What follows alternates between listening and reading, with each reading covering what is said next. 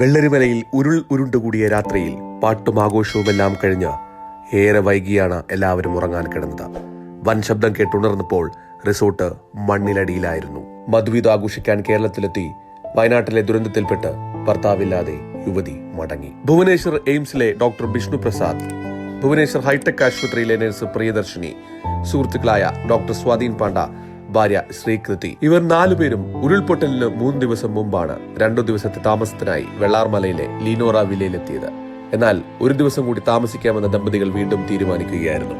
അന്നായിരുന്നു അപകടം നടന്നത്. കഴുത്തൊപ്പമുയർന്ന ചെളിയിൽ 200 മീറ്ററോളം ഒഴുകി സ്കൂൾ പരിസരത്ത് തടഞ്ഞു നിന്ന പ്രിയദർശിനിയെയും ശ്രീകൃതിയെയും അലർച്ച കേട്ടാണ് പോലീസുകാർ അങ്ങോട്ടെത്തിയത്. കരക്ക് കയറ്റിയ ഉടൻ 2 പേർ കൂടി ഒപ്പമുണ്ടെന്ന് പ്രിയദർശിനി പറഞ്ഞു. ഭർത്താവ് വിഷ്ണു പ്രസാദ് ചിനാരിയെ ചൂരൽമലയിൽ നിന്ന് കിട്ടി മൃതദേഹം നാട്ടിലേക്ക് കൊണ്ടുപോയി. ഡോക്ടർ സ്വാധീൻ പാണ്ഡയെ ഇതുവരെ കണ്ടെത്തിയിട്ടില്ല. ഭാര്യ ശ്രീകൃതി ഗുരുതര പരിക്കുകളോടെ നിലവിൽ ചികിത്സയിലാണ്.